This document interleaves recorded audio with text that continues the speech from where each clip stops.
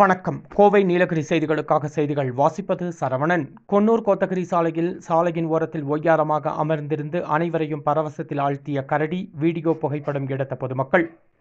நீலகிரி மாவட்டம் கொன்னூர் சுற்றுவட்டார பகுதிகளில் சமீப காலமாக கரடிகளின் எண்ணிக்கை அதிகரித்து காணப்படுகிறது. குறிப்பாக உணவு மற்றும் தண்ணீர் தேடி குடியிருப்பு பகுதியை நோக்கி உலா வருவதால் பொதுமக்கள் அச்சமடைந்துள்ளனர். இந்த நிலையில் கொன்னூர் வண்டிச்சோலை பகுதியில் சாலையில் உலா வந்த கரடியால் அப்பகுதியில் பரபரப்பு ஏற்பட்டது. சற்று நேரம் சாலையின் ஓரத்தில் அமர்ந்திருந்து அனைவரையும் பரவசத்தில் ஆழ்த்திய கரடி பின்னர் மெதுவாக வனப்பகுதிக்குள் சென்றது.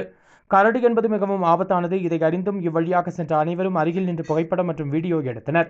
கரடி நீண்ட நேரம் சாலையோரத்தில் அமர்ந்திருந்ததால் அவ்வழியாக சென்ற வாகன ஓட்டிகள் பரவசம் கலந்த அச்சத்துடன் சென்றனர்.